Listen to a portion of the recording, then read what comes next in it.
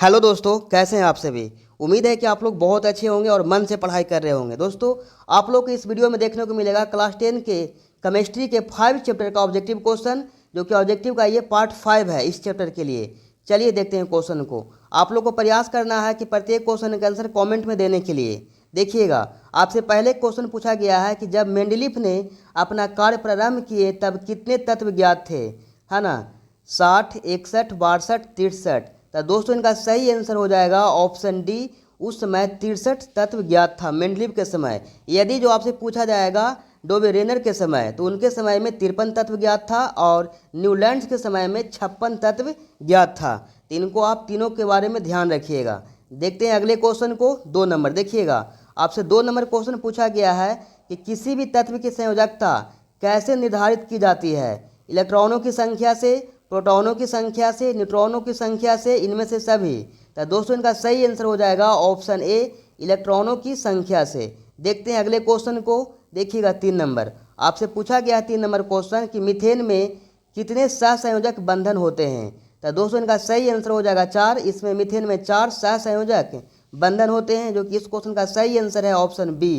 दोस्तों, आपको ध्यान रखना है, जो मीथेन का फॉर्मूला यानी सूत्र होता है CH4 होता है। 2 क्वेश्चन हमेशा बार बार पूछा जाता है इसी से संबंधित।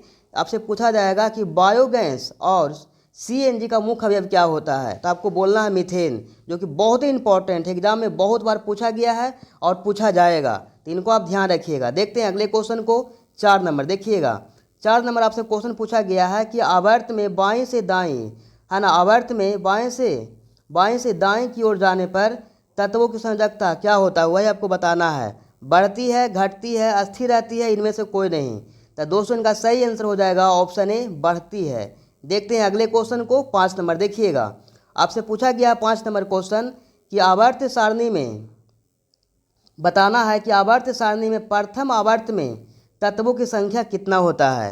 आपको बताना है कि प्रथम आवर्त में तत्व कितना होता है। 2, 8, 18, 32। तो दोस्तों, यदि जो आपसे पूछा जाएगा प्रथम आवर्त में तत्वों की संख्या, तो वो हो जाएगा दोस्तों, है ना, इनका हो जाएगा आंसर 2 हो जाएगा, है ना। यदि जो आपसे पूछा जाएगा दूसरा और तीसरा आवर्त में, है ना, दूसरा और तीसरा आवर्त में, तो वहाँ पे आंसर हो जाएगा 8। इनको आप ध्यान रखिएगा। पहले आवर्त में 2 होता है और दूसरा तीसरा में 8 होता है।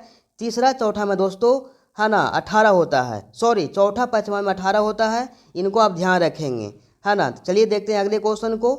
देखिएगा 6 नंबर क्वेश्चन आपसे पूछा गया है कि आवर्त सारणी के, है ना, आवर्त सारणी के उदग्र स्तंभों को कहा जाता है। आवर्त सारणी में जो उदग्र स्तंभ होते हैं, खड़ी लाइनें होती है, उन्हें क्या कहा जाता है, यही आपको बताना है।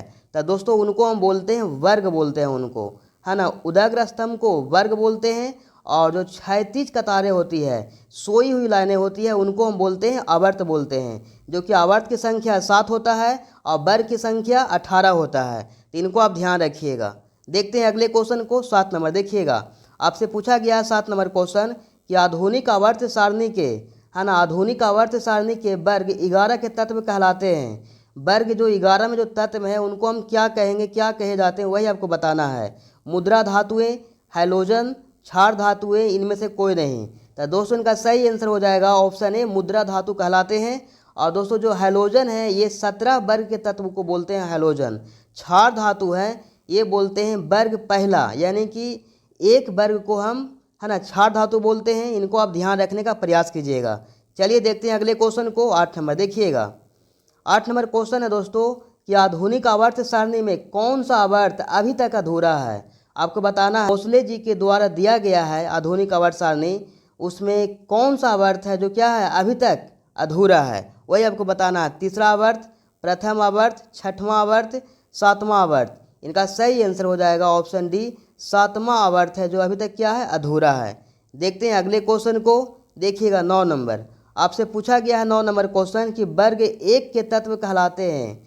जो वर्ग 1 में जो तत्व है, उनको हम क्या कहते हैं। संक्रामण तत्व, क्षार धातुएं, क्षार मृदा धातुएं। तो दोस्तों, इनका सही आंसर हो जाएगा ऑप्शन बी, क्षार धातु कहलाते हैं। दोस्तों, जो संक्रामण तत्व है, उनको हम बोलेंगे, है ना, उनको हम बोलेंगे दोस्तों वर्ग 3 से लेकर 12 तक के वर्ग वाले तत्वों को क्या बोलेंगे, हम संक्रामण तत्व बोलेंगे। और जो क्षार मृदा धातु हैं, इनको हम बोलेंगे वर्ग 2 वाले तत्वों को। तो इनको आप ध्यान रखिएगा। देखते हैं अगले क्वेश्चन को। 10 नंबर देखिएगा। यदि जो आप लोग को वीडियो पसंद आ रहा है तो अपने फ्रेंड के बीच शेयर जरूर कर दीजिएगा। 10 नंबर क्वेश्चन है दोस्तों कि आवर्त सारणी में किसी वर्ग में ऊपर से नीचे आने पर है ना तत्व की धातुई गुण होता है, क्या होता है वही आपको बताना है। बढ़ता है, घटता है, अपरिवर्तित रहता है, इनमें से कोई नहीं। तो दोस्तों इनका सही आंसर हो जाएगा है ना ऑप्शन ए, बढ़ता है ये। इनको आप ध्यान रखेंगे। देखते हैं अगले क्वेश्चन को। 11 नंबर देखिएगा। आपसे पूछा गया 11 नंबर क्वेश्चन कि क्लोरीन के परमाणु है ना, क्लोरीन के परमाणु की बाह्यतम कक्षों में इलेक्ट्रॉनों की संख्या कितनी होती है। तो सबसे पहले आपको पता होना चाहिए क्लोरीन का परमाणु संख्या कितना होता है, तभी आप बता पाएंगे ना। क्लोरीन का परमाणु संख्या 17 होता है। इनका यदि जो आप निकालेंगे इलेक्ट्रॉनिक विन्यास तो 2 8 7 हो जाएगा। यानी हम बोल सकते हैं कि इनको बाह्यतम कक्ष में इलेक्ट्रॉनों की संख्या 7 है। यानी ऑप्शन सी क्या है इस क्वेश्चन का सही आंसर है। चलिए देखते हैं अगले क्वेश्चन को। 12 नंबर देखिएगा।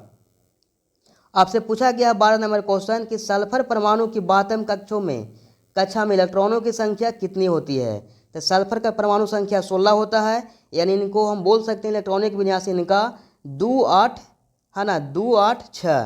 तो जो कि बाह्यतम कक्ष में दोस्तों हो जाएगा 6 हो जाएगा। तो उम्मीद है कि इनको आप समझ पा रहे होंगे। देखते हैं अगले क्वेश्चन को। देखिएगा 13 नंबर क्वेश्चन। आपसे पूछा गया है कार्बन आवर्त सारणी के किस वर्ग का सदस्य है। जो कार्बन है वो आवर्त सारणी के किस वर्ग का सदस्य, वही आपको बताना है। 3 13 4 14।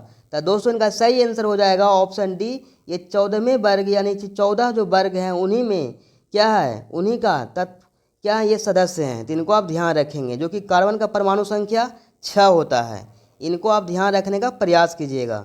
देखते हैं अगले क्वेश्चन को। पूछा गया है आपसे कि आधुनिक आवर्त सारणी में बाएं से दाएं की ओर जाने पर परमाणु का आकार क्या होता है। बढ़ता है, घटता है, अपरिवर्तित रहता है, इनमें से कोई नहीं। तो दोस्तों इनका सही आंसर हो जाएगा ऑप्शन ए, बढ़ता है। देखते हैं अगले क्वेश्चन को। 15 नंबर देखिएगा। आपसे पूछा गया है कि आवर्त सारणी के किसी समूह, आपको बताना है कि आवर्त सारणी के किसी समूह है ना, किसी समूह के सभी तत्वों की संयोजकता होती है। तो दोस्तों समान, भिन्न, दोनों। तो दोस्तों इनका सही आंसर हो जाएगा ऑप्शन ए, समान होता है ना, एक ही होता है। देखते हैं अगले क्वेश्चन को। देखिएगा 16 नंबर क्वेश्चन। आपसे पूछा गया 16 नंबर कि आवर्त सारणी के है ना, आवर्त सारणी के तृतीय वर्ग में तत्वों की संख्या कितनी होती है। आपसे पूछा गया है कि जो तृतीय वर्ग है उसमें तत्वों की संख्या कितना होता है, ये आपको बताना है। तो दोस्तों इनका सही आंसर हो जाएगा ऑप्शन डी। इसमें तृतीय वर्ग में 8 तत्व होते हैं। इनको आप ध्यान रखिएगा। देखते हैं अगले क्वेश्चन को। 17 नंबर देखिएगा। आपसे पूछा गया 17 नंबर कि किसी कोष में इलेक्ट्रॉनों की अधिकतम संख्या होती है। तो दोस्तों का सही आंसर हो जाएगा ऑप्शन बी, 2n²। बहुत इंपॉर्टेंट है ये, 2024 में पूछा गया है इस क्वेश्चन को, है ना। तो इनको आप ध्यान रखने का प्रयास कीजिएगा। देखते हैं अगले क्वेश्चन को। देखिएगा आपसे पूछा गया है, देखिएगा 18 नंबर दोस्तों क्वेश्चन है कि मेंडलीफ ने तत्वों को निम्नलिखित में किसके है ना बढ़ते हुए क्रम में वर्गीकृत किया। तो दोस्तों जो मेंडलीफ हैं वो तत्वों को कैसे अरेंज किए थे, सजाए थे, वही आपको बताना है किस आधार पर वो सजाए थे। परमाणु संख्या, परमाणु द्रव्यमान, रासायनिक सक्रियता। तो दोस्तों का सही आंसर हो जाएगा ऑप्शन बी, परमाणु द्रव्यमान के आधार पर वो तत्वों को अरेंज किए थे बढ़ते हुए क्रम में। और जो परमाणु संख्या है दोस्तों ये अरेंज किए थे इस रूप में मोसले जी ने, है ना। तो इनको आप ध्यान रखने का प्रयास कीजिएगा। देखते हैं अगले क्वेश्चन को। देखिएगा 19 नंबर क्वेश्चन आपसे पूछा गया है कि आवर्त सारणी के है ना, आवर्त सारणी के वर्ग 18 वाले तत्व को कहा जाता है, क्या कहा जाता है। जो वर्ग 18 में तत्व हैं उन्हीं को बोला जाता है शून्य समूह का तत्व, है ना। उनको क्या कहा जाता है और किस नाम से जानते हैं, वही आपको बताना है। उत्कृष्ट गैसें, सक्रिय, क्रियाशील, उदासीन। इनका सही आंसर हो जाएगा दोस्तों ऑप्शन ए, इनको बोलते हैं उत्कृष्ट गैसें। उत्कृष्ट गैस बोलिए, अक्रिय गैस बोलिए, सब सेम ही है। देखिएगा, देखते हैं अगले क्वेश्चन को। देखिएगा 20 नंबर, जो कि इस वीडियो का लास्ट क्वेश्चन होगा दोस्तों। 20 नंबर क्वेश्चन है कि द्वितीय और तृतीय आवर्त को कहा जाता है। आपको बताना है कि द्वितीय और तृतीय आवर्त को क्या कहा जाता है ना। लघु आवर्त, दीर्घ आवर्त, दोनों, इनमें से कोई नहीं। तो दोस्तों इनका सही आंसर हो जाएगा ऑप्शन ए, है ना। लघु आवर्त हम बोलते हैं, द्वितीय और तृतीय आवर्त को ही लघु आवर्त कहा जाता है। इनको ध्यान रखेंगे। और दोस्तों 4 से लेकर के 18 तक, 4 से लेकर के 7 तक, क्योंकि आवर्त की संख्या 7 है, वर्ग है जो 18 है। तो इनको आप ध्यान रखिएगा दोस्तों, है ना। 4 से लेकर के 7 वर्ग तकला, सॉरी, है ना, 4 से लेकर के 7 आवर्त तकला उनको हम बोलेंगे दीर्घ आवर्त बोलेंगे। तो दोस्तों उम्मीद है कि इनको आप समझ पाए होंगे। तो इस वीडियो के ऊपर एक लाइक कर दीजिएगा, अपने फ्रेंड के बीच शेयर कर दीजिएगा। फिर आपसे मिलते हैं किसी अगले वीडियो में, तब तक के लिए जय हिंद।